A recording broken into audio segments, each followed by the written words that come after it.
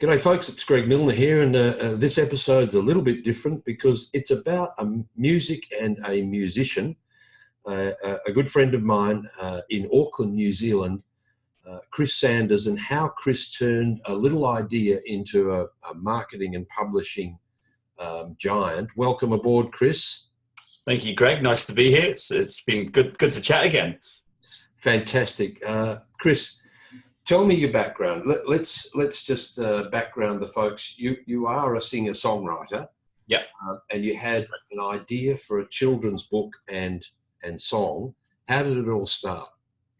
Yeah, well, I guess over the last 20 years or so, Greg, I've been playing music. I actually quite a late starter. I actually picked up a guitar when I was about 20 years old, and I picked it up.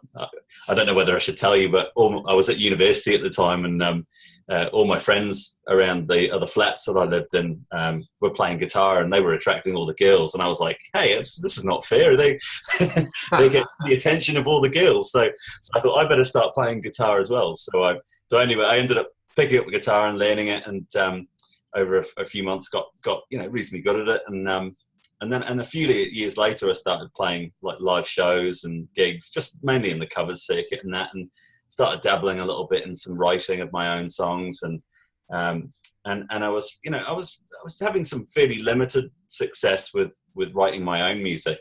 I'd had a little bit of airplay with some songs that had been recorded, and nothing major. I hadn't become a millionaire or anything from it. So so it was really when I started having kids. And I started writing songs about experiences in my life, about just different things that they would go through. And I thought, if I write a song about it, maybe it will help them.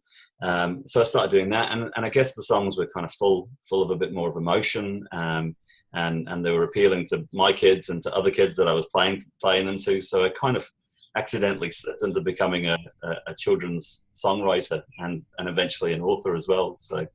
So the first children's book and song that you wrote is called Angel Star. That was a couple of years ago. How did that one get off the ground? Yeah, so basically I was recording the song in a studio, and actually it was meant to be on a grown-ups album. I was recording all of these other songs that were more for grown-ups, and there was this one particular song that I'd written called Angel Star, and it was about my eldest daughter at the time. Her name's Emmy, and she really wanted a little sibling. She wanted a brother or sister to keep her company. So she actually came up with this idea one night about going outside and picking a star in the sky, and that would becoming her little brother or sister. And this is a true story. It actually happened. She went out one night. She was like, "I want that star to be my little brother or sister." So we were like, okay. So, and I thought it was really cute. And, I'd been recording this song in the studio, and I kind of was driving away from the studio one day, and I thought it was sounding really special. We'd had a string quartet come in and play on it, and someone played real piano and stuff. And I thought, it sounds amazing. I really need to do something special with it. And so I just popped into my head. I was like, this should be a children's book. And it just so happened I knew someone who illustrated books at the time, and I called her up and said, would you think you'd be interested in illustrating a book for me? If I sent you a really rough demo of a song, you could tell me whether you think it's any good or not. And so I did, and she came back and went, that's awesome. It's a really great song, and we could definitely turn that into a book. And so that's what I ended up doing. She ended up illustrating. It's a lady called Kat Merriweather, who at the time, I think maybe had one or two books out. She's now one of New Zealand's most famous illustrators. She sells hundreds of thousands of copies of her books around the world every year. So I was quite lucky to get her at the time when she maybe wasn't as famous. So it's all a timing thing. All right. It was a timing thing, yeah. Let's cue a few bars of the song.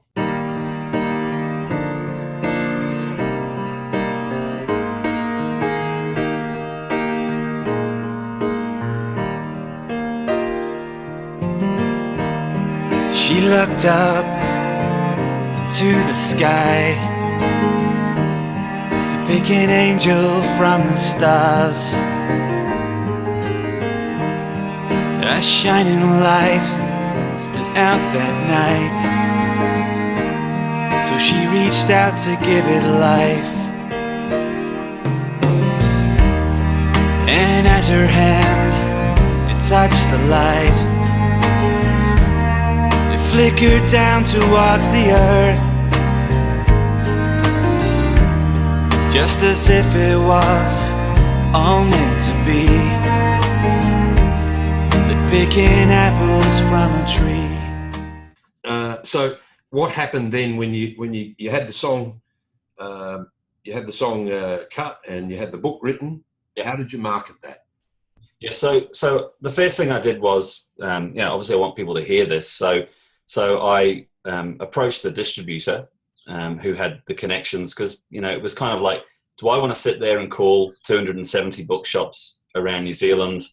Probably not. I don't really have a relationship with them. So I ended up calling a distributor and pitched the idea of them distributing this book, took them in some sort of rough sample copies of the illustrations, and they loved it. And they went to all the bookshops around New Zealand and pitched it on my behalf. And they came back and ordered quite a lot of copies of it, which was great. So, but I also spent a little bit of money and hired a publicist. It was actually a guy who was a judge on over here in New Zealand. We had the New Zealand Idol show, and he was one of the judges on it, and he was doing a bit of publicity stuff in the music industry, and he was very specifically targeted at the music industry. And I got him to get me on a lot of TV and radio interviews, and magazine articles and what have you, and bloggers, and so that kind of started it all off. But I also linked the book in with a charity as well, and I worked together with a charity called on Angel Star in particular, was a charity called Child Matters, and they were like the top of the mountain charity who look after children who have maybe been neglected or been abused. And so I was giving proceeds from every book to that charity as well. So it kind of had a nice angle to it as well. But the story itself is about bringing new life to the world. And so a lot of mums, we sort of targeted a lot of mums and dads and new parents and people like that. And so it kind of took off. So a book typically will sell in how many numbers in New Zealand? Yeah, most books without any kind of marketing or any affiliation with a charity or anything like that would probably be lucky if they sold 150, maybe 300 copies at the most. So it's a reasonably difficult, very, very crowded market. Like if you go to any bookshop and you look on the shelves, it's just covered in children's books. It's really hard to get your message to cut through. So, and how many Angel Star books have sold? So that book in particular sold about 3,500 to 4,000 copies already in the last couple of years, which I was 10 times what most children's books sell for. Absolutely, yeah. And being my first book, most people said your first book won't sell many at all. You're new in the market, nobody knows who you are. So I was really pleased. And the good thing about it is that it just keeps selling. So it's very generic. It's not the thing I do about all my books as well is I don't make them too country specific or very related to one particular region or anything like that, because I want to be able to sell them overseas as well. So I try and keep all my books as international as possible, which has really helped with this one as well.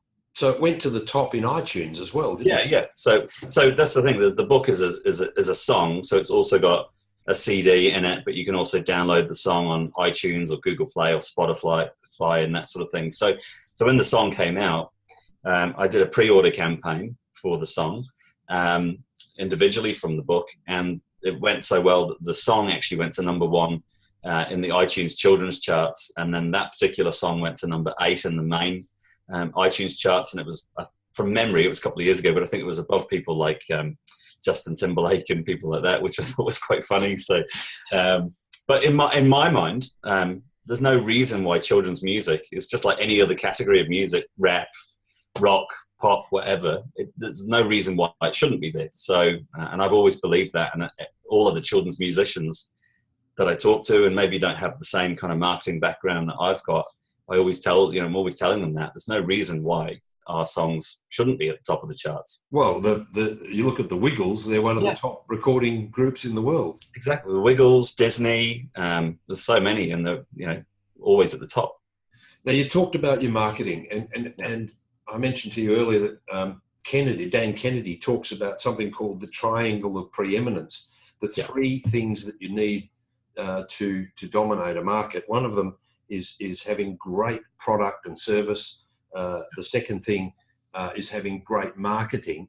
And the third thing is community involvement and charity.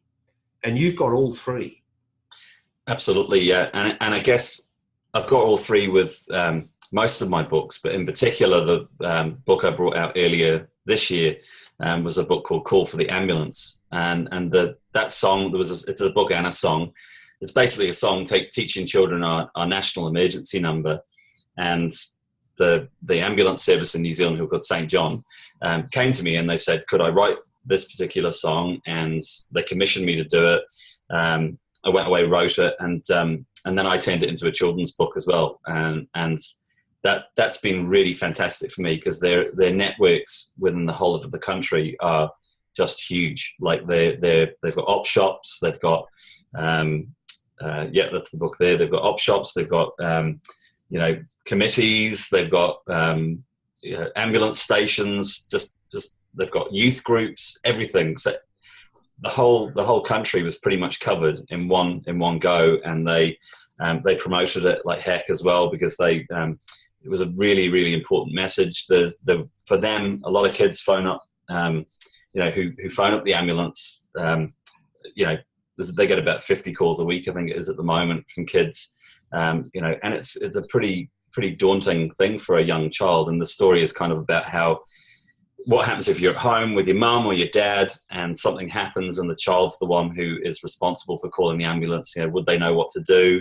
Would they know where the phone is? Do they even have a home phone anymore? Because most families don't have landlines, home phones anymore. If not, where's the mobile phone? Because it's normally getting carried around by the person who owns the phone. So that presents its own problems, and the kids can't find where the phone is. And then if they do find a mobile phone, how do you get into it? Because most of them have got locks on them. So there were all these kind of questions that the song and the book were bringing up. The song in particular is just about teaching the 111 number, but the book as a whole is about opening up that kind of wider conversation. And so the message was really important. And working with St. John, we were able to kind of like execute a really good marketing plan. We got it on the 6 o'clock news. We were in lots of newspapers. And then subsequently, with the book doing so well, it's already sold about 6,000 copies in about 5 months. 6,000 copies in New Zealand? Yes, in New Zealand, yeah. You gotta pick up the phone and dial 111. Pick up the phone and dial 111. Pick up the phone and dial 111. In an emergency, call for the ambulance. Would you know what to do in an emergency? If someone got sick or had a bad injury, how would you react if you're with mom at home and she fell to the ground, then you were all alone? So that's incredible, isn't it? And really cleverly, you're not just, if all you were doing was selling a song, you'd get $1 for it on iTunes. That's right. Now you're actually selling a book for $20 and they get a free song. That's right. That's exactly right. And that's the way I looked at it, is that, if people, I could sell an album with, say, 10 songs on it for $20 or $25. But now I can take this one song beautifully packaged up in a book. So it's a really nice product for a customer to buy. Can you show it to us? Yeah. So there's this one here. This is the one we're talking about at the moment, Call for the Ambulance. Yep. And I can sell it for $20 or $25, That's one of my other ones. And that's your new one. That's the new one. And then this is Angel Star, which was the first one. And they've all got CDs in them as well. So that's exactly right. And, subsequently from that doing so well, that ambulance book, St. John said, let's take you on a tour around the whole country. And they took me around 80 schools in New Zealand. I performed in front of close to 20,000 kids. Of course, 20,000 kids then go home, tell their mums and dads, hey, we love this book. Can you go and buy it for us? So it's great. It was really great marketing. And obviously the schools buy it for themselves as well, because they want to teach the children that really important number. But guess the most important thing out of all of it is that, you know, the book's about saving lives, and at some stage a kid's going to, you know, call up and save their mum or dad's life because of that song or that book. So it's pretty cool. Fantastic. And even better and slicker marketing, you've actually produced the book. 111 is the New Zealand emergency call, but you've actually produced the book and song for Australia, for America. Is that the UK? It's the UK, yeah. So that was obviously the what I talked about before about, you know, I like to keep things fairly international. And so this presented a problem for me because 111 in New Zealand is our emergency number, but it's not the emergency number everywhere else in the world. And so I literally had to just tweak a couple of words and the numbers and turn them into other versions, which can eventually be brought out as books in those markets as well. So at the moment, the only one that's a book is the New Zealand version, but the others are all songs and they can be downloaded on iTunes and Spotify and that sort of thing. So yeah, gives you something to do for the next year or two. It really does. Now, you and I have been involved in marketing for 10 or 15 years. Yeah. What did you? How did that association help you market your new products? Well, I guess really one of the things, I guess, from back when we used to do a lot of work together, Greg, was we used to talk a lot about direct marketing, you know, and so that's I've used a lot of direct marketing in promoting these books. You know, it's like anything really, a big bold headline at the top, you know, and it's been a really, really vital part of everything that I do. It's just you've got to know who your audience is, who you're marketing to. There's got to be something unique about your book. Because why would someone buy that book over, you know, over the hundreds of other books that are in all the bookstores, and they've all got big sparkly covers and bright stickers on them saying that they're the best book in the world. So, you know, it's really, really, it's been really important, all the knowledge that I've got in terms of the direct marketing and in being able to promote these books. And that's helped you outsell, I would imagine, every other children's author in New Zealand. Yeah, most of them. There's still a few authors. You know, you've got your Linley Dodds, who like the Harry McCleary books. You've got Craig Smith, who's the Wonky Donkey guy. You know, who actually, funnily enough, when I brought out the ambulance book, he called me up. He found my number and called me up and said, "Chris, I wish I'd written that song. It's brilliant." So I was like, "I wish I'd written the Wonky Donkey," and I wish it even more now. So. All right, so it's a fantastic example of that triangle of preeminence that Kennedy talks about, having all three things to make you special and different. Yeah, and get other people selling your stuff.